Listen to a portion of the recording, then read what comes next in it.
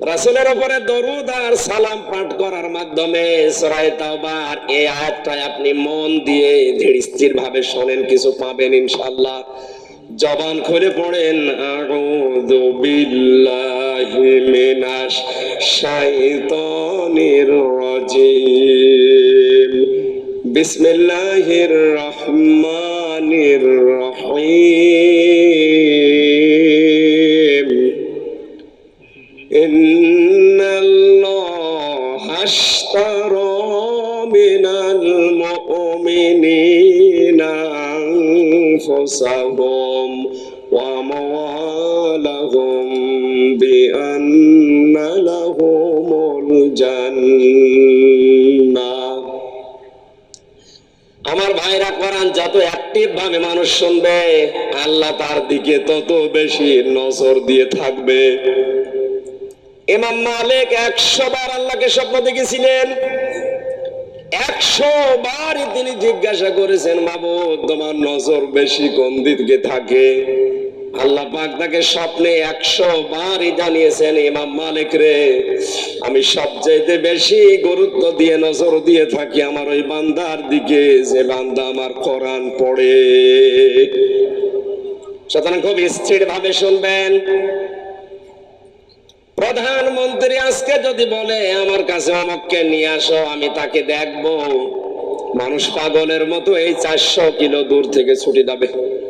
কথা বলে না কেন? হাদিস দিয়ে নবীজি স্থির ভাবে এখান থেকে 4টা শিক্ষা আজকে নিয়ে যাব ইনশাআল্লাহ। আমি এদিকে ওদিকে ডালপালা সব বাদ দিয়ে সরাসরি তাফসিরে প্রবেশ করছি। আল্লাহ পাক বলেন, ইন্নাল্লাহ আশতারা, অবশ্যই আমি আল্লাহ ক্রয় করে নিয়েছি, কিনে নিয়েছি, মিনাল মুমিনিনা, মুমিনদের কাছ থেকে, আনফুসাহুম ওয়া আমওয়ালাহুম, তাদের জান আর তাদের মাল, বিনিময়ে তাদেরকে আমি আল্লাহ জান্নাত দিয়ে দিয়েছি। জোরে বলেন আলহামদুলিল্লাহ। ও কক্সবাজারবাসী, আপনার জীবনের এই ইবাদত বন্দেগী গুলো এতদিন যাই করেছেন, এটা কবুল হয়েছে কিনা একটা জানার মতো একটা পদ্ধতি আছে। আল্লাহর নবী জানিয়েছেন, মানুষের জীবনের ইবাদত বন্দেগী কবুল হচ্ছে কিনা এটা জানার পদ্ধতি, তার আচরণ যদি মানুষের সাথে ভালো হয়, উত্তম হয়, তার মুআমালাত মুআশারাত বুঝতে হবে তার পেছনের আমল আখলাক আল্লাহ কবুল করেছেন। মুসলমান ভাইরা, পৃথিবীর কোন মানুষের আমল আখলাক, তার পেছনের জীবনকে যদি আল্লাহ পছন্দ করে, ওই মানুষটাকে আমরা হাদিস পড়েছি সাধারণ ভাবে তাকে আল্লাহ মরণ দেন না, শাহাদতের মরণ দিয়ে তার জীবনটা আল্লাহ ধন্য করে দেন। সুতরাং এই পৃথিবীতে যারা আজ কোরআনের জন্য, ইসলামী আন্দোলনের জন্য জীবন দিয়ে চলে যাচ্ছে, এ মানুষগুলোর জীবন যৌবন পেছনের লাইফটা আল্লাহর পছন্দ হয়েছে, এজন্য সাধারণ ভাবে মরণ না দিয়ে শাহাদতের মরণ দিচ্ছে। এর দলিল সূরা আলে ইমরানের 140 নম্বর আয়াত, খুব ভালো করে খেয়াল করবেন। ওয়ালিয়ালামাল্লাহুল্লাযীনা আমানু ওয়া ইয়াত্তাখিযা মিনকুম শুহাদা আল্লাহু লা ইউহিব্বুজ জালিমিন। এই ভালো করে মিলাবেন। তোমাদের ভেতরে সবাইকে আমি শাহাদাতের মরণ দেই না। বিশ্ব নবী সারাটা জীবন তিনি দোয়া করতেন, হযরতে ওমরেরও সারা জীবনের দোয়া ছিল এইটা, আল্লাহুম্মা ইন্নী আসআলুকা শাহাদাতান ফি সাবিলিক ওয়া জাআল মাউতি ফি বালাদি রাসূলিক।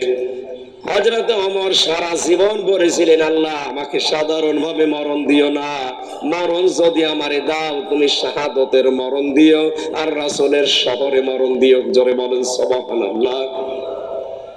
সাধারণ ভাবে মরার শাহাদাতের মরণ পার্থক্য কি? এই যে মুরব্বি সভাপতি যদি কালকে মারা যান, যদি ঈমান নিয়ে মারা যেতে পারে কবরে থাকবে, ঘুমিয়ে পড়বে, এই শেষ, আর কিছু নেই। কিয়ামত পর্যন্ত শুধু ঘুমিয়েই থাকবে। সিংহায় যেদিন ফুৎকার দেওয়া হবে ওই দিন উনি টের পাবে, এর মাঝখানে আর কিচ্ছু টের পাবে না, এতটুকুই শেষ। কিন্তু কোন মানুষ যদি শাহাদতের মরণ পায়, লোকটা শুধু মরণের পরে ঘুমিয়ে থাকবে না, মরণের সঙ্গে সঙ্গে কবরে দেবেন, ওই সময় থেকে আল্লাহ নিজে তাকে খাওয়াবেন। আলা তাহসাবান্নাল্লাযীনা কুতিলু ফী সাবিলিল্লাহি আমওয়াতা বাল আহইয়াউন ইনদা রাব্বিহিম ইরযাকুন। সূরা আলে ইমরানের ভেতরে আল্লাহ জানিয়েছেন, হে নবী, আমি আল্লাহর রাস্তায় যাদেরকে হত্যা করা হয়, মেরে ফেলা হয়, শহীদ করা হয়, এদেরকে আপনি মৃত ভাববেন না, এরা জীবিত। শুধু জীবিত না, এদেরকে আমি আল্লাহ নিজে রিজিক দান করি। জোরে বলেন আল্লাহু আকবার। পেকুয়া বাসে ঘুমিয়ে থাকলে খাওয়া লাগে, কথা বলেন না কেন? খাওয়া লাগে জীবিত থাকলে। সুতরাং এই দেশে যাদেরকে গুম করা হচ্ছে, খুন করা হচ্ছে, ফাঁসি দেওয়া হচ্ছে অন্যায় ভাবে, মানুষগুলোকে যাদের শহীদ করা হয় পৃথিবীতে, এদের জীবন যৌবন পেছনের লাইফ আল্লাহ পছন্দ করেছেন। নয়তো সাধারণ ভাবে মরণ দিয়ে ঘুমিয়ে রাখতো। যেহেতু আল্লাহ তাদের জীবন যৌবন পছন্দ করেছে, তাদের প্র্যাকটিক্যাল লাইফটা আল্লাহর ভালো লেগেছে, এজন্য ঈমান নিয়ে মরণের পাশাপাশি তাদেরকে আল্লাহ শাহাদতের মরণ দিয়ে ধন্য করছে। নবীজির চাচা হযরতে হামজা রাদিয়াল্লাহু তাআলা আনহু ইন্তেকালের প্রায় 30 বছর পর তার কবরটা একবার মদিনায় ঢল হওয়ার কারণে ভেঙে গিয়েছিল। ওই সময় ছোটবেলায় তার সাথে যারা যুদ্ধে লিপ্ত হয়েছিল, এখন তারা বড় হয়ে গেছে। রক্ত অনুসন্ধান করতে করতে যে দেখে হযরতে হামজার যে সমস্ত জায়গায় কাফেররা তরবারি দিয়ে আঘাত করেছিল, ওই ক্ষত চিহ্ন দিয়ে ফেনকি দিয়ে রক্ত বের হচ্ছে। আমার প্রশ্ন হচ্ছে, মানুষ যদি খাবার খায় তাহলে রক্ত গোশত তৈরি হয়, কথা বলেন ঠিক কিনা? খাবার না খেলে তার রক্ত তৈরি হবে কি করে? এই আয়াত দ্বারা হযরতে হামজার জীবনী দ্বারা প্রমাণ হয় যে মানুষগুলো শাহাদত বরণ করে, ওদেরকে আল্লাহ এমনিতে ঘুমিয়ে রাখে না, খাবার খাওয়ান। আমাদের জীবনের একমাত্র চাহিদা, তোমরা যেটা চাও আমাদেরকে মেরে ফেলতে, আমরাও মরতেই চাই। কুকুর শিয়ালের মতো না, আমরা মরতে চাই শাহাদতের মরণ নিয়ে। আমরা মরণ চাই কিসের? আল্লাহ বলেন, আমি কিনতে চাই সবারটা না, মিনাল মুমিনিনা, মুমিনদের কাছ থেকে। আজ বাংলাদেশ মুনাফিকে ভরে গেছে, এজন্য বহু কিছু তৈরি করে দিচ্ছে, কবুল হচ্ছে না। আল্লাহ তাআলা দেননি যে ইন্নাল্লাহ হাশতারা মিনাল মুনাফিকিনা, আমি মুনাফিকদের থেকে কিনতে চাই না। এজন্য আমাদের আগে মুমিন হওয়া লাগবে। মুমিন না হয়ে মসজিদ বানিয়ে টাইলস লাগিয়ে দিলেও কবুল। আরো জোরে বলেন। আমার কথার ওজন কত আপনি টের পাচ্ছেন?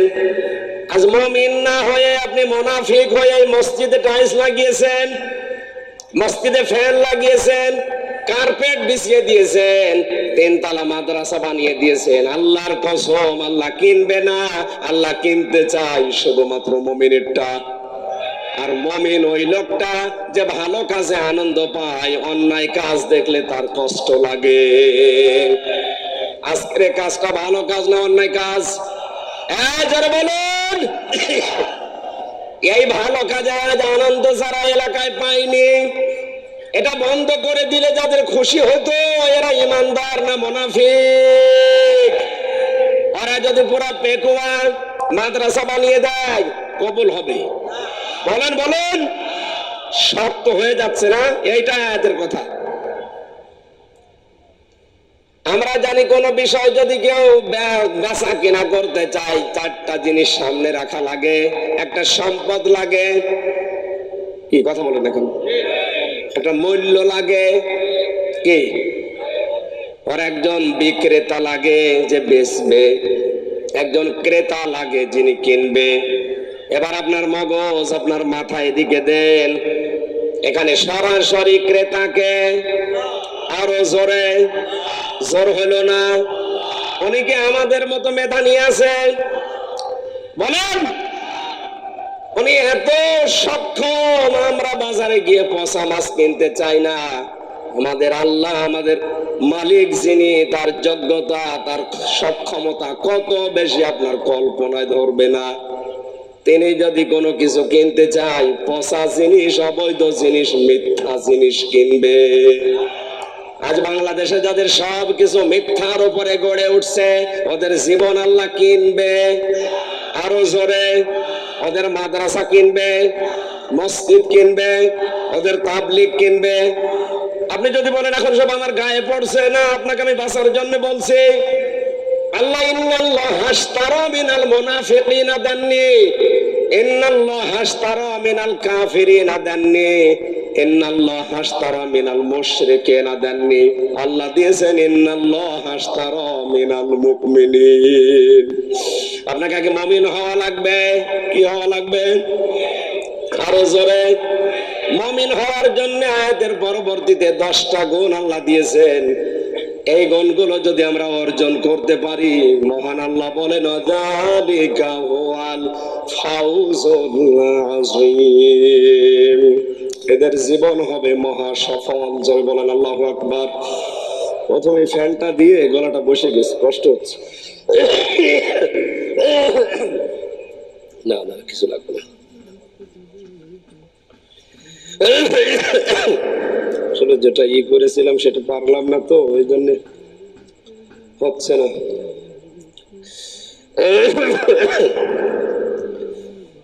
কোরআনে কারীম আমি যেই ধাঁচে বোঝাচ্ছি, আপনি কি বুঝতেছেন? তাহলে আমাদেরকে কিছু বিক্রি করতে হলে কি হওয়া লাগবে? আরো জোরে।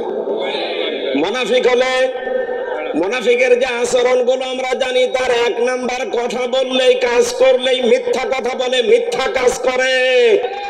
আজ তাদের জীবন যৌবন কথাবার্তারা সব জাতির সাথে মিথ্যা।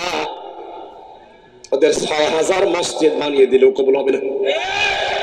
এবার কোন হুজুর নিয়ে আসবেন? নিয়ে আসেন।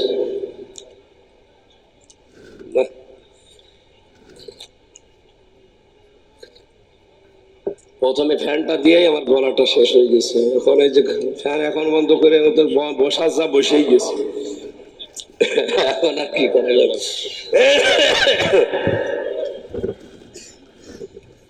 মুসলমান ভাইরা, আমি আপনাকে বলছি, মুসলমান ভাইরা আপনাকে বলছে, ইমানদার না হয়ে তামাম দুনিয়া মসজিদ বানানেও লাভ নেই। আপনি করছেন কার জন্যে? বলেন বলেন। উনি তো কিনতে চান না আপনারটা, কারণ মুনাফিক কথা বললে কি বলে? আমানত রাখলে। আরো জোরে। রাষ্ট্রের সম্পদ যারা আত্মসাৎ করে বেগম পাড়া বানিয়েছে, ওরা কিয়ামত পর্যন্ত বাংলাদেশে মসজিদ বানালেও কবুল হবে না। আমি জোর করে কবুল করাবো আপনার বাবারটা। আমানত রাখলেই খেয়ানত করে, কথা বললেই, কাজ করলেই মিথ্যা কথা বলে, মিথ্যা কাজ করে। আর ওয়াদা দিলে ঠিক রাখে না, ওয়াদা গুলো ভঙ্গ করে। কত ওয়াদা আমরা কত বছরে, 50 বছর ধরে অনেকের কাছে পেয়েছি। মানুষেরা 50 বছরে ওয়াদা করেছে ক্ষমতায় যাওয়ার আগে কোরআন সুন্নাহ বিরোধী কোন আইন দেশে পাস হবে না, অথচ 50 বছরে পুরা উল্টা ক্ষমতায় যেই শিক্ষা ব্যবস্থায় হাত দেয়। ক্ষমতা পেয়ে শিক্ষা ব্যবস্থা আসমানি শিক্ষা তুলে দেওয়ার এই চরিত্র ছিল ফেরাউনের। আসতে বলেন। যদি আসমানি শিক্ষা তুলে দিয়ে মানুষের তৈরি করা কোন শিক্ষা সিলেবাসে ঢোকানো হয়, বুঝবেন এটা ফেরাউনের কর্মসূচি। কিন্তু আমাদেরকে সাবধান হওয়া লাগবে এই জায়গায়। এই কারণে ক্লাস 7 পর্যন্ত, এর আগে ঠিক আছে, 7-এ যেটা দেওয়া হয়েছে আমি নাম 9 নিলাম, অন্তত 1 থেকে 7 পর্যন্ত যাবার আগে আমাদের ছেলে মেয়েদেরকে এমন ভাবে তৈরি করা লাগবে, ওখানে যে পড়ে পড়ুক সিলেবাস, কিন্তু বিশ্বাস যেন না করে। এদের মগজটা এইভাবে তৈরি করা দরকার আছে। এখন যদি বলেন না আরো কিছু দেরি আছে, অলস হয়ে থাকেন। একটা গল্প পড়েছিলাম দুই অলসের। এক গাছতলায় কুল বড়ই পড়ে একেবারে ভিড় পড়ে আছে।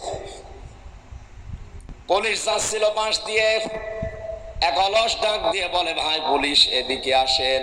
কেন? কুল বড়ই পড়ে পড়ে আছে, আমি আজ সারাদিন প্রায় বসে আছি কিন্তু খেতে পারছি না, আপনি আমারে তুলে দেন। পাশের এক অলসটাকে পুলিশ বলছে, তুমি একটু তুলে দিতে পারো না?